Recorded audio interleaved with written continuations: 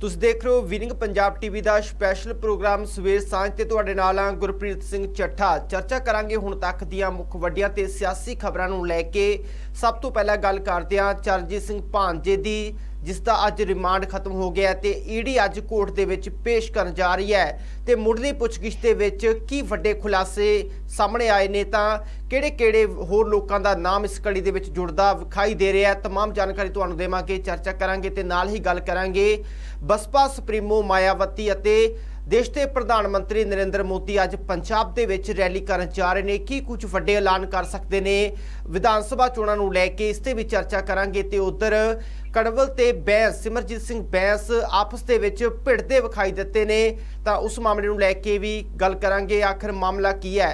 तो इस प्रोग्राम दे विच अज साडे नाल शामिल ने प्रोफैसर मनजीत सिंह अणखी साहब। प्रोग्राम च स्वागत है जी। बहुत बहुत शुक्रिया जी चट्ठा साहब। अणखी साहब, सब तो पहला गल करांगे चरणजीत सिंह चन्नी दे जिहड़ा भांजा वो ईडी दे हिरासत विच है ते अज रिमांड खत्म हो रहा है, कोर्ट च पेश किया जाना है। तो जिहड़ी मुढ़ली पुछगिछ है किस तरह के खुलासे सामने आए ने, जिहड़ी मुढ़ली पुछगिछ की गई है? देखो, जो जानकारी साडे तक पहुंची है, भुपिंदर सिंह हनी ने जो ईडी नूं बयान दिते ने उन्हां विच उसने काफ़ी हद तक जिहड़े दोष सी जिहड़े ईडी वल्लों उहदे उत्ते दोष लगाए गए सन उन्हां दोषां नूं उसने कबूल किया।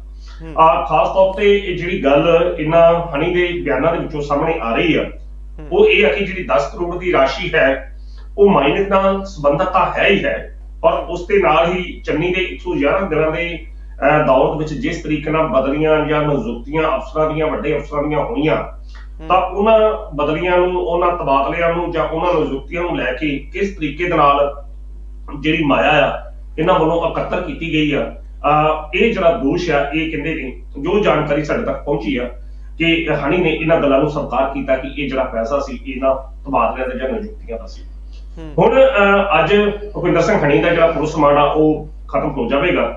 ਉਸ ਤੋਂ ਮਗਰੋਂ ਸੀਬੀਆਈ ਦੀ ਮਾਫ ਕਰਦਾ ਈਡੀ ਦੀ ਕੀ ਕਾਰਵਾਈ ਹੁੰਦੀ ਆ ਉਹਦਾ ਬਾਅਦ ਚ ਪਤਾ ਲੱਗੇਗਾ।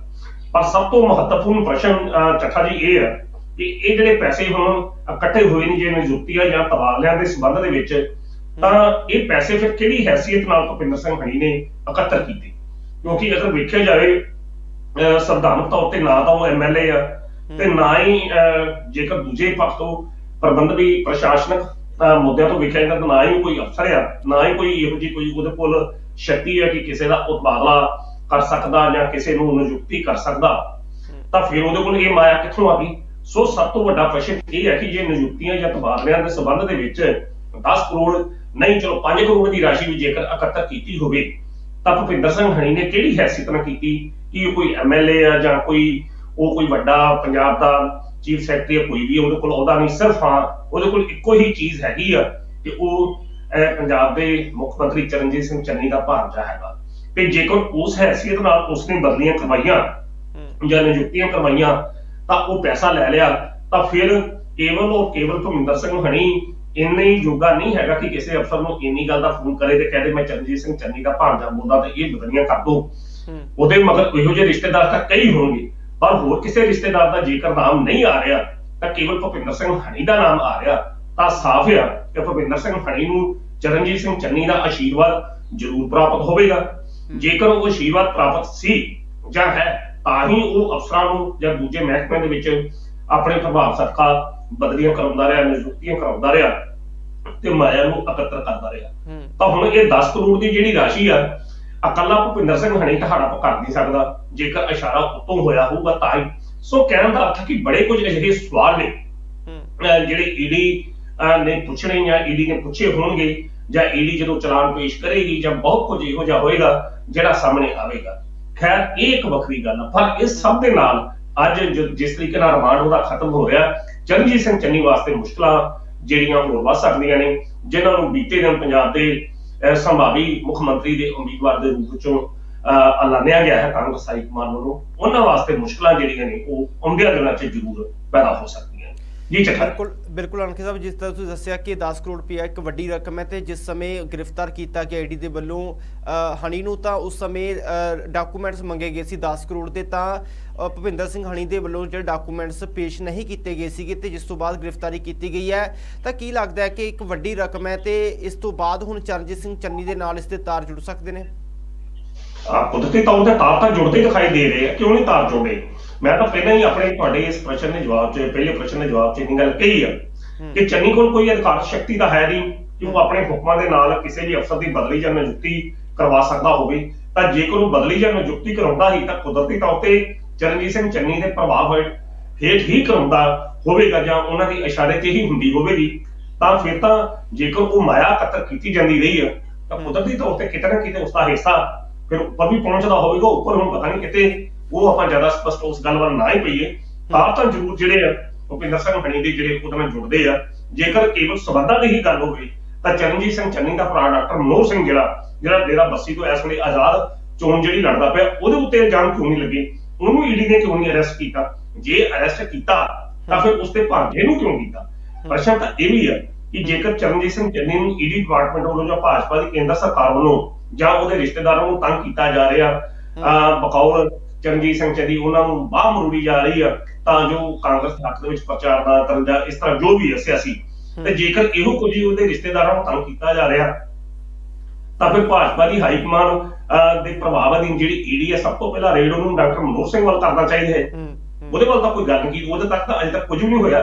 ਕਹਿਣ ਦਾ ਅਰਥ ਹੈ ਕਿ ਜਿੱਥੇ ਤਾਰਾਂ ਜੁੜਦੀਆਂ ਨੇ ਉੱਥੇ ਹੀ ਈਡੀ ਛਾਪਾ ਮਾਰਦੀ ਆ। ਉਸ ਗੱਲ ਨੂੰ ਵੱਖਰੀ ਗੱਲ ਆ ਕਿ ਉਹਨੂੰ ਜਿਹੋ ਜਿਹਾ ਮਰਜ਼ੀ ਤੁਸੀਂ ਨਾਮ ਦੇ ਲਓ। ਜੇਕਰ ਭਾਜਪਾ ਨੇ ਜਾਂ ਈਡੀ ਨੇ ਦੁਸ਼ਮਣੀ ਕੱਢਣੀ ਹੋਵੇ, ਸਿਆਸੀ ਦੁਸ਼ਮਣੀ ਕੱਢਣੀ ਹੋਵੇ, ਤਾਂ ਉਹ ਮਨੋਹਰ ਸਿੰਘ ਜੋ ਚਰਨਜੀਤ ਸਿੰਘ ਚੰਨੀ ਦੇ ਭਰਾ ਨੇ ਜਿਹੜੇ ਆਜ਼ਾਦ ਖਲੋਤੇ ਨੇ, ਉਹਨਾਂ ਉੱਤੇ ਵੀ ਛਾਪਾ ਮਾਰਿਆ ਜਾ ਸਕਦਾ ਸੀ, ਉਹਨਾਂ ਨੂੰ ਵੀ ਅਰੈਸਟ ਕੀਤਾ ਜਾ ਸਕਦਾ ਸੀ। ਪਰ ਜੇਕਰ ਉਹਨਾਂ ਵੱਲ ਕੋਈ ਧਿਆਨ ਨਹੀਂ ਗਿਆ ਤਾਂ ਭੁਪਿੰਦਰ ਸਿੰਘ ਹਣੀ ਵੱਲ ਹੀ ਗਿਆ ਤਾਂ ਕੁਦਰਤੀ ਤੌਰ ਤੇ ਚੱਠਾ ਸਾਹਿਬ ਤਾਰ ਕਿਤੇ ਨਾ ਕਿਤੇ ਉੱਪਰ ਜੁੜਦੇ ਜੋ ਮਹਿਸੂਸ ਹੁੰਦੇ।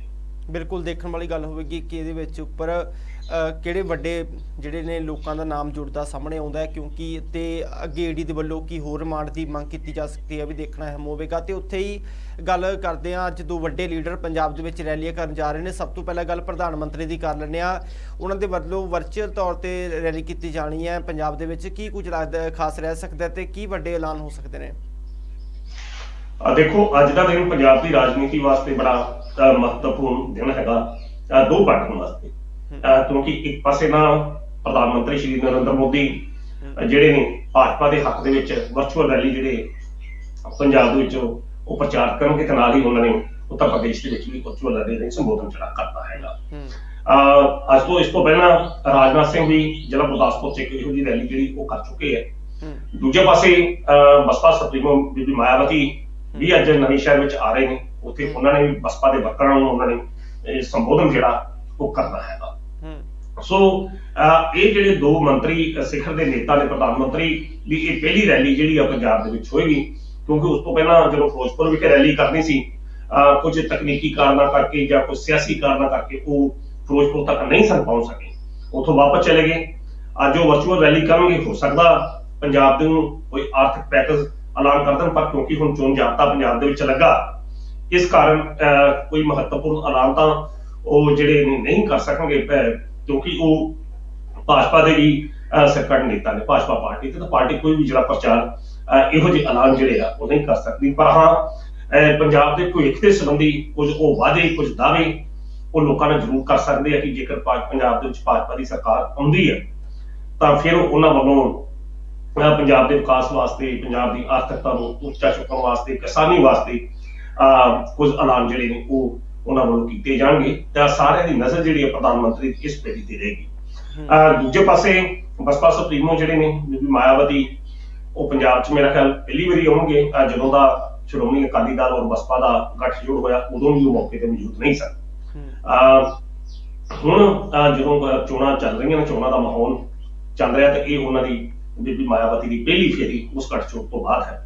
ਦੇਖਣਾ ਹੋਵੇਗਾ ਕਿ ਬੀਬੀ ਮਾਇਆਵਤੀ ਨਾਲ ਉਹ ਸਟੇਜ ਦੇ ਉੱਤੇ ਸੁਖਬੀਰ ਸਿੰਘ ਬਾਦਲ ਸਟੇਜ ਸਾਂਝੀ ਕਰਦੇ ਨੇ, ਪ੍ਰਕਾਸ਼ ਸਿੰਘ ਬਾਦਲ ਕਰਦੇ। ਚਲੋ ਪ੍ਰਕਾਸ਼ ਸਿੰਘ ਬਾਦਲ ਦਾ ਪਿਛਲੇ ਦਿਨਾਂ 'ਚ ਠੀਕ ਨਹੀਂ ਹੈ, ਪਰ ਵੇਖਣਾ ਹੋਵੇਗਾ ਕਿ ਅਕਾਲੀ ਦਲ ਦੇ ਕਿਹੜੇ ਨੇਤਾ ਉਹਨਾਂ ਨਾਲ ਮੰਚ ਜਿਹੜਾ ਉਹ ਸਾਂਝਾ ਕਰਦੇ ਨੇ ਜਾਂ ਉਹਨਾਂ ਦੀ ਰੈਲੀ 'ਚ ਸ਼ਾਮਲ ਹੁੰਦੇ ਨੇ, ਕਿਉਂਕਿ ਬਸਪਾ ਦਾ ਗੱਠਜੋੜ ਇਸ ਵੇਲੇ ਅਕਾਲੀ ਦਲ ਨਾਲ ਹੈ। ਹਾਲਾਂਕਿ ਇਹ ਕਿਹਾ ਜਾ ਰਿਹਾ ਕਿ ਨਵੇਂ ਸ਼ਹਿਰ ਵਿੱਚ ਉਹਨਾਂ ਨੇ ਬਸਪਾ ਵਰਕਰਾਂ ਨੂੰ ਸੰਬੋਧਨ ਕਰਨਾ, ਪਰ ਬਸਪਾ ਵਰਕਰਾਂ ਦੀ ਉਹਨਾਂ 'ਚ ਕੋਈ ਹੋਂਦ ਨਹੀਂ ਬਣ ਜਾਂਦੀ ਕਿ ਜਿੰਨਾ ਚਿਰ ਸ਼੍ਰੋਮਣੀ ਅਕਾਲੀ ਦਲ ਉਹਨਾਂ ਦੇ ਨਾਲ ਨਹੀਂ ਖਲੋਤਾ। ਸੋ ਅੱਜ ਦੀ ਇਹ ਜਿਹੜੀ ਤਸਵੀਰ ਆ ਕਾਫੀ ਕੁਝ ਦੱਸੀ ਜਾਏ ਜੀ। ਬਿਲਕੁਲ, ਜਿਹੜੀਆਂ ਦੋਵੇਂ ਨਰਿੰਦਰ ਮੋਦੀ ਵੱਲੋਂ ਜਾਂ ਮਾਇਆਵਤੀ ਵੱਲੋਂ ਜਿਹੜੀ ਰੈਲੀਆਂ ਕੀਤੀ ਜਾਂਦੀਆਂ ਨੇ, ਦੇਖਣ ਵਾਲੀ ਗੱਲ ਹੋਵੇਗੀ ਕਿਸ ਤਰ੍ਹਾਂ ਦੇ ਐਲਾਨ ਕੀਤੇ ਜਾਣੇ ਨੇ ਪੰਜਾਬ ਦੇ ਵਿੱਚ। ਤੇ ਉਧਰ ਗੱਲ ਕਰਾਂਗੇ ਸੁਨੀਲ ਜਾਖੜ ਦੀ, ਤਾਂ ਕਿਤੇ ਨਾ ਕਿਤੇ ਉਹ ਸਰਗਰਮ ਰਾਜਨੀਤੀ ਤੋਂ ਕਿਨਾਰਾ ਕਰਦੇ ਨਜ਼ਰ ਆ ਰਹੇ ਨੇ। ਜਿਸ ਤਰ੍ਹਾਂ ਦੇ ਬਿਆਨ ਉਹਨਾਂ ਦੇ ਵੱਲੋਂ ਲਗਾਤਾਰ ਸਾਹਮਣੇ ਆ ਰਹੇ ਨੇ, ਤੇ ਕੀ ਕਾਰਨ ਸਮਝਦੇ ਹੋ ਤੁਸੀਂ ਇਹਦੇ? ਦੇਖੋ, ਸੁਨੀਲ ਜਾਖੜ ਵੱਲੋਂ ਬਕਾਇਦਾ ਤੌਰ ਤੇ ਇਹ ਕਹਿ ਦਿੱਤਾ ਗਿਆ ਕਿ ਮੈਂ ਸਰਗਰਮ ਸਿਆਸਤ ਤੋਂ ਸੰਨਿਆਸ ਲੈਂਦਾ, ਮੇਰਾ ਸੰਨਿਆਸ ਸਮਝਿਆ ਜਾਵੇ, ਰਹਾਂਗਾ ਮੈਂ ਕਾਂਗਰਸ ਪਾਰਟੀ 'ਚ ਵੀ। ਔਰ ਦੇਖੋ, ਇਹ ਐਲਾਨ ਐਨ ਉਸ ਸਮੇਂ ਕੀਤਾ ਗਿਆ ਜਦੋਂ ਪੰਜਾਬ ਦੇ ਅੰਦਰ ਚਰਨਜੀਤ ਸਿੰਘ ਚੰਨੀ ਦਾ ਨਾਮ ਮੁੱਖ ਮੰਤਰੀ ਵਜੋਂ ਐਲਾਨ ਦਿੱਤਾ ਗਿਆ। ਉਸ ਦਿਨ ਜਦੋਂ ਲੁਧਿਆਣੇ ਵਿਖੇ ਮੀਟਿੰਗ ਹੋਈ, ਉਸ ਮੀਟਿੰਗ ਦੇ ਵਿੱਚ ਵੀ ਚਰਨਜੀਤ ਸਿੰਘ ਚੰਨੀ, ਨਵਜੋਤ ਸਿੰਘ ਸਿੱਧੂ ਤੇ ਸੁਨੀਲ ਜਾਖੜ ਰਾਹੁਲ ਗਾਂਧੀ ਦਾ ਬੰਦ ਕਮਰੇ 'ਚ ਮੀਟਿੰਗ ਕਰਦੇ ਨਜ਼ਰ ਆਏ। ਪਰ ਇਹ ਵੀ ਨਾਲ ਹੈ ਕਿ ਰਾਹੁਲ ਗਾਂਧੀ ਦੀ ਜਿਹੜੀ ਗੱਡੀ ਸੀ ਉਹ ਵੀ ਸੁਨੀਲ ਜਾਖੜ ਡਰਾਈਵ ਜਿਹੜੀ ਉਹ ਕਰ ਰਹੇ ਸਨ। ਪਰ ਐਨ 24 ਘੰਟੇ ਵੀ ਨਹੀਂ ਬੀਤੇ, ਸੁਨੀਲ ਜਾਖੜ ਵੱਲੋਂ ਇਹ ਜਿਹੜਾ ਮਹੱਤਵਪੂਰਨ ਐਲਾਨ ਜਿਹੜਾ ਕਰ ਦਿੱਤਾ ਗਿਆ ਕਿ ਉਹ ਪੰਜਾਬ ਦੀ ਸਰਗਰਮ ਸਿਆਸਤ ਤੋਂ ਸੰਨਿਆਸ ਜਿਹੜਾ ਉਹ ਲੈਂਦੇ ਨੇ। ਤਾਂ ਕੁਦਰਤੀ ਤੌਰ ਤੇ ਇਹ ਬਿਆਨ ਜਿਹੜਾ ਹੈ ਇਹ ਬੜਾ ਮਹੱਤਵਪੂਰਨ ਐਨ ਉਸ ਸਮੇਂ ਜਦੋਂ ਪੰਜਾਬ ਵਿੱਚ ਚੋਣਾਂ ਦਾ ਮਾਹੌਲ ਬਿਲਕੁਲ ਸਿਖਰ ਤੇ ਹੈ ਤੇ ਇੱਕ ਸਿਖਰ ਦਾ ਨੇਤਾ ਸਰਗਰਮ ਸਿਆਸਤ ਤੋਂ ਸੰਨਿਆਸ ਲੈ ਕੇ ਘਰ ਬੈਠ ਜਾਂਦਾ। ਅਸਲ ਵਿੱਚ ਚੱਠਾ ਸਾਹਿਬ ਜਿਹੜੀ ਅੰਦਰ ਦਾ ਦਰਦ ਹੈ ਜਾਖੜ ਦਾ, ਉਸ ਨੂੰ ਭੁੱਲਦਾ ਨਹੀਂ ਪਿਆ। 42 ਵਿਧਾਇਕਾਂ ਦੇ ਸਮਰਥਨ ਦੇ ਬਾਵਜੂਦ ਵੀ ਜਦੋਂ ਕਾਂਗਰਸ ਹਾਈ ਕਮਾਨ ਨੇ ਮਾਫ ਕਰਦਾ ਉਹਨਾਂ ਨੂੰ ਮੁੱਖ ਮੰਤਰੀ ਨਹੀਂ ਸੀ ਬਣਾਇਆ, ਅੰਬਿਕਾ ਸੋਨੀ ਵੱਲੋਂ ਉਹਨਾਂ ਦੀ ਵਿਰੋਧਤਾ ਕੀਤੀ ਗਈ, ਨਵਜੋਤ ਸਿੱਧੂ ਵੱਲੋਂ ਵਿਰੋਧਤਾ ਕੀਤੀ ਗਈ। ਉਦੋਂ ਤੋਂ ਲੈ ਕੇ ਹੁਣ ਤੱਕ ਸੁਨੀਲ ਜਾਖੜ ਜਿਹੜੇ ਨੇ ਕਾਂਗਰਸ ਪਾਰਟੀ ਦਾ ਨਾਰਾਜ਼ ਚੱਲੇ ਆ ਰਹੇ। ਇਹ ਵੀ ਪਿਛਲੇ ਦਿਨ ਪ੍ਰਸੋਆ ਸਨ ਕਿ ਉਹਨਾਂ ਨੂੰ ਰਾਜ ਸਭਾ ਵਿੱਚ ਪਹੁੰਚਾਇਆ ਜਾ ਸਕਦਾ, ਪਰ ਸ਼ਾਇਦ ਉਹ ਵਾਅਦਾ ਜਿਹੜਾ ਹੈ ਉਹ ਵਫਾ ਨਹੀਂ ਹੋਇਆ, ਜਿਸ ਕਾਰਨ ਸੁਨੀਲ ਜਾਖੜ ਦਾ ਇਹ ਜਿਹੜਾ ਬਿਆਨ ਹੈ ਸਾਨੂੰ ਦੇਖਣ ਚ ਮਿਲ ਰਿਹਾ। ਤਾਂ ਕੁਦਰਤੀ ਤੌਰ ਤੇ ਜਿਹੜੇ ਸੁਨੀਲ ਜਾਖੜ ਨੇ ਬੜੇ ਸੁਲਝੇ ਹੋਏ ਨੇਤਾ ਨੇ, ਇੱਕ ਹਿੰਦੂ ਵਰਗ ਦੀ ਨੁਮਾਇੰਦਗੀ ਕਰਨ ਵਾਲੇ ਨੇਤਾ ਨੇ ਤੇ ਉਸ ਇਲਾਕੇ ਦੇ ਵਿੱਚ ਸ਼ਹਿਰੀ ਵਰਗ ਦੇ ਵਿੱਚ ਕਾਂਗਰਸ ਦੇ ਇੱਕ ਖਾਸ ਪ੍ਰਭਾਵ ਰੱਖਦੇ ਨੇ। ਤਾਂ ਜੇਕਰ ਸੁਨੀਲ ਜਾਖੜ ਵਰਗਾ ਬੰਦਾ ਜਿਹੜਾ ਇਮਾਨਦਾਰ ਛਵੀ ਵਾਲਾ ਬੰਦਾ, ਬੇਬਾਕ ਹੈ, ਨਿਡਰ ਹੈ, ਇਮਾਨਦਾਰ ਹੈ, ਤੇ ਜੇਕਰ ਉਹ ਵਿਅਕਤੀ ਇਹੋ ਜਿਹੇ ਮੌਕੇ ਦੇ ਘਰ ਬੈਠ ਜਾਂਦਾ ਸਰਗਰਮ ਸਿਆਸਤ ਤੋਂ ਸੰਨਿਆਸ ਲੈ ਕੇ, ਤਾਂ ਕੁਦਰਤੀ ਤੌਰ ਤੇ ਕਾਂਗਰਸ ਪਾਰਟੀ ਦਾ ਜਿਹੜਾ ਨੁਕਸਾਨ ਜਿਹੜਾ ਜਿਸ ਤਰ੍ਹਾਂ ਪੰਜਾਬ ਦੇ ਵਿੱਚ ਕਾਂਗਰਸ ਪਾਰਟੀ ਦੇ ਵੱਲੋਂ ਪੋਸਟਰ ਲਗਾਏ ਗਏ ਸੀਗੇ ਤੇ ਖਾਸ ਤੌਰ ਤੇ ਮੁੱਖ ਮੰਤਰੀ ਚਿਹਰੇ ਵਾਸਤੇ ਤਾਂ ਨਵਜੋਤ ਸਿੱਧੂ ਤੇ ਚਰਨਜੀਤ ਸਿੰਘ ਚੰਨੀ ਦੇ ਨਾਮ ਸਾਹਮਣੇ ਆ ਰਿਹਾ ਸੀ, ਪਰ ਜਿਹੜੇ ਪੋਸਟਰ ਲਗਾਏ ਗਏ ਸੀ ਉਹਦੇ ਵਿੱਚ ਸੁਨੀਲ ਜਾਖੜ, ਨਵਜੋਤ ਸਿੱਧੂ ਤੇ ਚਰਨਜੀਤ ਚੰਨੀ ਦੀਆਂ ਜਿਹੜੇ ਤਸਵੀਰਾਂ ਲੱਗੀਆਂ ਹੋਈਆਂ ਨੇ ਪੰਜਾਬ ਦੇ ਵਿੱਚ। ਤਾਂ ਕੀ ਲੱਗਦਾ ਹੈ, ਜਿਸ ਤਰ੍ਹਾਂ ਹੁਣ ਸੁਨੀਲ ਜਾਖੜ ਕਹਿ ਰਹੇ ਨੇ ਸੰਨਿਆਸ ਲੈ ਰਹੇ ਹਾਂ ਤੇ ਉਧਰ ਚਰਨਜੀਤ ਚੰਨੀ ਨੂੰ CM ਦਾ ਚਿਹਰਾ ਲਾਣ ਦਿੱਤਾ ਗਿਆ ਤੇ ਨਵਜੋਤ ਸਿੱਧੂ ਫਿਲਹਾਲ ਤਾਂ ਕਾਂਗਰਸ ਦੇ ਨਾਲ ਚੱਲ ਰਹੇ ਨੇ, ਜੇਕਰ ਉਹ ਵੀ ਅਜਿਹਾ ਕਦਮ ਚੁੱਕਦੇ ਨੇ ਕੋਈ, ਤਾਂ ਕਾਂਗਰਸ ਦੀ ਸਥਿਤੀ ਕਿਵੇਂ ਦੀ ਹੋਊਗੀ ਆਉਣ ਵਾਲੇ ਦਿਨਾਂ ਦੇ ਵਿੱਚ? ਜੀ, ਮੈਂ ਉਧਰ ਹੀ ਲੱਗਾ ਸਾਂ ਕਿ ਸੁਨੀਲ ਜਾਖੜ ਦਾ ਬਿਲਕੁਲ ਪੋਸਟਾਂ ਦੇ ਵਿੱਚ ਸੀ, ਜੇਕਰ ਉਹ ਸਰਗਰਮ ਸਿਆਸਤ ਤੋਂ ਸੰਨਿਆਸ ਲੈ ਕੇ ਘਰ ਬੈਠ ਜਾਂਦੇ ਆ ਤਾਂ ਦੂਜੇ ਪਾਸੇ ਹੁਣ ਨਵਜੋਤ ਸਿੰਘ ਸਿੱਧੂ ਰਹਿ ਗਏ। ਨਵਜੋਤ ਸਿੰਘ ਸਿੱਧੂ ਦੀ ਵੀ ਇਹ ਜਿਹੜੀ ਟੀਸ ਆ ਅੰਦਰੋਂ ਉਸ ਨੂੰ ਸੌਂਤਾ ਨਹੀਂ ਦਿੰਦੀ ਹੋਵੇਗੀ, ਅੰਦਰ ਦੇ ਦਰਦ ਤਾਂ ਉਹਦੇ ਅੰਦਰ ਵੀ ਇੱਕ ਉੱਠਦਾ ਹੋਵੇਗਾ, ਕਿਉਂਕਿ ਇਹ ਪਾਸਾ ਨਵਜੋਤ ਸਿੱਧੂ ਦਾ ਖੁਦ ਹੀ ਸੁੱਟਿਆ ਸੀ ਜਿਹੜਾ ਉਹਦੇ ਪੁੱਠਾ ਰਹਿ ਗਿਆ। ਹੁਣ ਜੇਕਰ ਇਹੋ ਜਿਹੇ ਮੌਕੇ ਤੇ ਖੈਰ ਕਹਿੰਦੇ ਨੇ ਕਿ ਰਾਹੁਲ ਗਾਂਧੀ ਨੇ ਇਹ ਗੱਲ ਕਹੀ ਹੈ ਕਿ ਸਰਕਾਰ ਆਉਣ ਤੇ ਪੰਜਾਬ ਮਾਡਲ ਦੀ ਗੱਲ ਕਰਾਂਗੇ, ਤੁਹਾਡਾ ਪੰਜਾਬ ਮਾਡਲ ਲਾਗੂ ਕੀਤਾ ਜਾਏਗਾ, ਬਦਲਾਅ ਕੀਤਾ ਜਾਏਗਾ। ਬੰਦਾ ਪੁੱਛੇ ਕਿ ਸਰਕਾਰ ਆਉਣ ਤੋਂ ਬਾਅਦ ਪੰਜਾਬ ਮਾਡਲ ਕਿਹਦੇ ਲਾਗੂ ਕਰਦਾ? ਪੰਜਾਬ ਮਾਡਲ 'ਚ ਬਾਈ ਦਾ ਵੇ ਲਾਗੂ ਕਰ ਨਹੀਂ ਦਿੰਦੀ ਕਾਂਗਰਸ ਹਾਈ ਕਮਾਂਡ, ਤਾਂ ਨਵਜੋਤ ਸਿੰਘ ਸਿੱਧੂ ਨੂੰ ਉਹਦਾ ਉਸ ਤਰੀਕ ਦੇ ਵਿੱਚ ਕੀ ਫਾਇਦਾ ਹੋਣਾ? ਸੋ ਪੰਜਾਬ ਮਾਡਲ ਨੂੰ ਲਾਗੂ ਕਰਨਾ, ਨਾ ਲਾਗੂ ਕਰਨਾ, ਇਹ ਗੱਲਾਂ ਹੁਣ ਬੀਤੀਆਂ ਨੇ। ਅਸਲ 'ਚ ਜਿਹੜਾ ਉਹ ਵਕਤੋਂ ਖੁੰਝ ਗਏ ਨਵਜੋਤ ਸਿੰਘ ਸਿੱਧੂ, ਤਾਂ ਉਹ ਖੁੰਝਣ ਦੇ ਕਾਰਨ ਉਹ ਚਲੋ ਨਾਲ ਚੱਲਦੇ ਪਏ ਨੇ। ਚਰਨਜੀਤ ਸਿੰਘ ਚੰਨੀ ਨੂੰ ਉਹਨਾਂ ਨੇ ਜੱਫੀ ਵੀ ਪਾਈ ਹੈ, ਪਰ ਆਉਂਦਿਆਂ ਕੁਝ ਦਿਨਾਂ ਦੇ ਵਿੱਚ ਨਵਜੋਤ ਸਿੱਧੂ ਦਾ ਸਟੈਂਡ ਕੀ ਹੋਵੇਗਾ ਇਸ ਬਾਰੇ ਤਾਂ ਯਕੀਨਨ ਤੌਰ ਤੇ ਪੰਜਾਬ ਦੇ ਲੋਕ ਹੀ, ਨਵਜੋਤ ਸਿੰਘ ਸਿੱਧੂ ਨਹੀਂ ਜਾਣਦਾ ਕਿ ਆਉਂਦੇ ਦਿਨਾਂ 'ਚ ਉਸਨੇ ਕੀ ਸਟੈਂਡ ਲੈਣਾ। ਉਹ ਇਹੋ ਜਿਹੇ ਬੰਦੇ ਨੇ ਜਾਂ ਇਹੋ ਜਿਹੀ ਸ਼ਖਸੀਅਤ ਆ ਕਿ ਜੇਕਰ ਦਿਲ ਕੀਤਾ ਤਾਂ ਜੇਕਰ ਉਹ ਪ੍ਰਧਾਨਗੀ ਪਦ ਤੋਂ ਉਸ ਸਮੇਂ ਅਸਤੀਫਾ ਦੇ ਸਕਦੇ ਨੇ ਕਿ ਜਦੋਂ ਉਹਨਾਂ ਦੀ ਪੂਰੀ ਚੜ੍ਹਤ ਸੀ। ਤਾਂ ਹੁਣ ਜਦੋਂ ਉਹਨਾਂ ਨੂੰ ਪਤਾ ਕਿ ਮੈਨੂੰ ਮੁੱਖ ਮੰਤਰੀ ਨਹੀਂ ਬਣਾਉਣਾ, ਹੁਣ ਤਾਂ ਚੰਨੀ ਦਾ ਨਾਮ ਡਿਕਲੇਅਰ ਕਰਦਾ, ਤਾਂ ਇਸ ਬੰਦੇ ਵੀ ਉਹ ਕੋਈ ਸਖਤ ਫੈਸਲਾ ਪਤਾ ਨਹੀਂ ਕਿਹੜੇ ਸਮੇਂ ਉਹਨਾਂ ਨੇ ਲੈ ਲੈਣਾ। ਇਹ ਵੀ ਗੱਲ ਯਕੀਨਨ ਤੌਰ ਤੇ ਤੈਅ ਹੈਗੀ ਹੈ। ਪਰ ਖੈਰ ਅੱਜ ਦੀ ਤਰੀਕ 'ਚ ਅਜੇ ਤੱਕ ਉਹ ਕਾਂਗਰਸ ਹਾਈ ਕਮਾਨ ਦੇ ਹਰ ਫੈਸਲੇ ਤੇ ਫੁੱਲ ਚੜਾਉਂਦੇ ਨਜ਼ਰ ਆ ਰਹੇ, ਪਰ ਉਤੋਂ ਹੀ ਨਜ਼ਰ ਆਉਂਦੇ ਹੁਣ ਫੁੱਲ ਉਹਨਾਂ ਨੇ ਚੜਾ ਦਿੱਤੇ ਆ। ਤੇ ਜੇਕਰ ਹੁਣ ਤੁਹਾਡੇ ਪ੍ਰਸ਼ਨ ਦੀ ਗੱਲ ਹੀ ਕਰਾਂ, ਪ੍ਰੋੜਤਾ ਕਰਾਂ, ਹਾਂ, ਤੇ ਜੇਕਰ ਨਵਜੋਤ ਸਿੱਧੂ ਵੀ ਸੁਨੀਲ ਜਾਖੜ ਨੂੰ ਘਰ ਬੈਠ ਜਾਂਦੇ ਆ ਤਾਂ ਫਿਰ ਪੰਜਾਬ 'ਚ ਕਾਂਗਰਸ ਦਾ ਰੱਬ ਹੀ ਰੱਖਾ ਆ। ਫਿਰ ਜੋ ਕਾਂਗਰਸ ਦਾ ਭਵਿੱਖ ਹੋਏਗਾ ਜਾਂ ਤਾਂ ਰਾਹੁਲ ਗਾਂਧੀ ਜਾਣਦਾ ਤੇ ਜਾਂ ਫਿਰ ਕੋਈ ਉੱਪਰਲਾ ਜਾਣਦਾ। ਜੀ ਚੱਠਾ ਜੀ, ਬਿਲਕੁਲ। ਤੇ ਨਾਲ ਹੀ ਗੱਲ ਕਰਾਂਗੇ ਲੁਧਿਆਣਾ ਦੇ ਵਿੱਚ ਕੜਵਲ ਤੇ ਜਿਹੜੇ ਸਿਮਰਜੀਤ ਬੈਂਸ ਨੇ ਉਹਨਾਂ ਦੇ ਸਮਰਥਕਾਂ ਵਿਚਾਲੇ ਜਿਹੜੀ ਕਾਫੀ ਝੜਪ ਹੋਈ ਹੈ ਤੇ ਇੱਟਾਂ ਪੱਥਰ ਵੀ ਚੱਲੇ ਨੇ ਤੇ ਜਿਸ ਤਰ੍ਹਾਂ ਚੋਣ ਮਾਹੌਲ ਨਜ਼ਰ ਆ ਰਿਹਾ ਤੇ ਉਹਦੇ ਵਿੱਚ ਅਜਿਹੀਆਂ ਘਟਨਾਵਾਂ ਵਾਪਰਨੀਆਂ ਤਾਂ ਕੀ ਅਸਰ ਪਏਗਾ ਆਮ ਲੋਕਾਂ ਦੇ ਉੱਤੇ?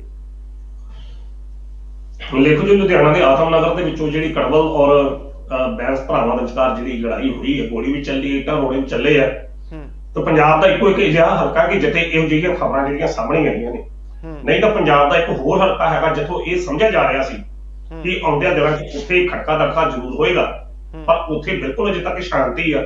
ਉੱਥੇ ਜਿਹੜੇ ਦੋ ਨੇਤਾ ਨੇ, ਖਾਸ ਤੌਰ ਤੇ ਇੱਕ ਨੇਤਾ ਜਿਹਦੇ ਵੱਲੋਂ ਇਹ ਸਮਝਿਆ ਜਾਂਦਾ ਕਿ ਉਹ ਬਹੁਤ ਪੁੱਠਾ ਬੋਲਦਾ ਜਾਂ ਬਦਲਾ ਲੈਂਦਾ, ਪਰ ਉਹਨਾਂ ਦੇ ਬੋਲ ਵੀ ਹੁਣ ਬੜੇ ਬਦਲੇ ਨੇ। ਉਹ ਕਹਿੰਦੇ ਕਿ ਨਹੀਂ, ਮੇਰਾ ਵੱਡਾ ਭਰਾ ਆ, ਮੈਂ ਨਵਜੋਤ ਸਿੱਧੂ ਨੂੰ ਮਨਾ ਲੈਣਾ ਆ, ਮੈਂ ਉਹਨੂੰ ਹਸਾਉਣਾ ਸਿਖਾਉਣਾ ਆ। ਮੈਂ ਬਿਕਰਮਜੀਤ ਮਜੀਠੀ ਦੀ ਅੰਮ੍ਰਿਤਸਰ ਕੋਈ ਵੀ ਹਲਕੇ ਦੀ ਗੱਲ ਕਰ ਰਿਹਾ ਉੱਥੇ, ਕਿਉਂਕਿ ਲੋਕਾਂ ਨੂੰ ਆਸ ਸੀ ਕਿ ਉੱਥੇ ਵੀ ਇਹ ਖੜਕਾ ਚੱਲੂਗਾ, ਕਿਉਂਕਿ ਦੋਵੇਂ ਉੱਥੇ ਪੰਜਾਬੀ ਚ ਜਿਸ ਤਰ੍ਹਾਂ ਕਹਿੰਦੇ ਮੀਆਂ ਵੀ ਗਰਮ ਤੇ ਮੀਆਂ ਦੀਆਂ ਗੋਲੀਆਂ ਵੀ ਗਰਮ, ਪਰ ਉੱਥੇ ਇਹੋ ਜਿਹਾ ਮਾਹੌਲ ਨਹੀਂ ਆ। ਉੱਥੇ ਬਿਕਰਮਜੀਤ ਸਿੰਘ ਮਜੀਠੀਆ ਜਿਹੜੇ ਨੇ ਬਿਲਕੁਲ ਸਤਿਕਾਰਤ ਸ਼ਬਦ ਬੋਲਦੇ ਪਏ ਨੇ, ਆਪਾਂ ਦੋਵੇਂ ਦੋਸਤ ਬੈਠੇ ਤਾਂ ਮਨਾਓ ਕੌਣਗੇ, ਇਹ ਵੀ ਗੱਲ ਉਹ ਕਹਿੰਦਾ। ਬਹੁਤ ਕੁਝ ਮਿੱਠੀ ਸ਼ਬਦਾਵਲੀ ਜਿਹੜੀ ਆ ਉਹ ਵੱਡਾ ਭਰਾ ਕਹਿ ਕੇ ਨਵਜੋਤ ਸਿੰਘ ਸਿੱਧੂ ਨੂੰ ਸੰਬੋਧਨ ਕਰਦੇ ਆ। ਉੱਥੇ ਲੜਾਈ ਦੇ ਅਸਾਰ ਸੀ, ਪਰ ਲੋਕ ਸੋਚਦੇ ਸੀ। ਪਰ ਜਿਸ ਤਰੀਕੇ ਨਾਲ ਆਤਮ ਨਗਰ ਦੇ ਵਿੱਚ ਇਹ ਦ੍ਰਿਸ਼ ਜਿਹੜਾ ਵੇਖਣ ਨੂੰ ਮਿਲਿਆ, ਇਹ ਬਹੁਤ ਹੈਰਾਨੀ ਕਰਨ ਵਾਲਾ, ਕਿਉਂਕਿ ਕੜਵਲ ਇਹ ਕਹਿ ਰਿਹਾ ਕਿ ਜਿਹੜੇ ਬੈਂਸ ਭਰਾ ਨੇ ਇਹਨਾਂ ਨੂੰ ਆਪਣੀ ਹਾਰ ਜਿਹੜੀ ਦਿਖਾਈ ਦੇ ਰਹੀ ਆ, ਦੂਜੇ ਪਾਸੇ ਬੈਂਸ ਭਰਾ ਇਹ ਇਲਜ਼ਾਮ ਲਾ ਰਹੇ ਆ ਕਿ ਕੜਵਲ ਦੇ ਵਿਅਕਤੀਆਂ ਨੇ ਜਾਂ ਬੰਦਿਆਂ ਨੇ ਉੱਥੇ ਆ ਕੇ ਸਾਡੇ ਤੇ ਵਾਅਦਾ ਕੀਤਾ। ਖੈਰ, ਇਹਦੇ ਵਿੱਚ ਨੁਕਸਾਨ ਅਸੀਂ ਪੰਜਾਬ ਦੇ ਵੋਟਰਾਂ ਨੂੰ, ਪੰਜਾਬ ਦੇ ਲੋਕਾਂ ਨੂੰ, ਉਸ ਹਲਕੇ ਦੇ ਲੋਕਾਂ ਨੂੰ ਨਹੀਂ, ਸਮੁੱਚੇ ਪੰਜਾਬ ਦੇ ਲੋਕਾਂ ਨੂੰ, ਵੋਟਰਾਂ ਨੂੰ ਅਪੀਲ ਕਰਾਂਗੇ ਕਿ ਇਹਨਾਂ ਲੀਡਰਾਂ ਨੇ ਕਿਸੇ ਨੂੰ ਪੱਖ ਨਹੀਂ ਜੇ ਦੇਣਾ। ਇਹ ਸਿਰਫ ਤੁਹਾਡੇ ਨਾਲ ਉਹਨਾਂ ਚਿਰ ਤੱਕ ਜੇ ਜਿੰਨਾ ਚਿਰ ਤੱਕ ਇਹ ਵੋਟਾਂ ਨਹੀਂ ਪੈਂਦੀਆਂ 20 ਫਰਵਰੀ ਤੱਕ, ਬਾਅਦ ਵਿੱਚ ਕਿਸੇ ਨੇ ਤੁਹਾਨੂੰ ਨਹੀਂ ਪੁੱਛਣਾ। ਇਸ ਕਾਰਨ ਪੰਜਾਬ ਦੇ ਸਾਰੇ ਲੋਕਾਂ ਨੂੰ ਮੇਰੀ ਅਪੀਲ ਆ ਕਿ ਇਹਨਾਂ ਨੇਤਾਵਾਂ ਦੇ ਪਿੱਛੇ ਲੱਗ ਕੇ ਆਪਣੀ ਭਾਈਚਾਰਕ ਸਾਂਝ, ਆਪਣਾ ਭਰਾਤਰੀ ਭਾਵ, ਆਪਣਾ ਸਮਾਜਿਕ ਮੇਲ ਜੋਲ ਦੇ ਉੱਤੇ ਕੋਈ ਵੀ ਸੱਟ ਨਾ ਮਾਰਿਓ।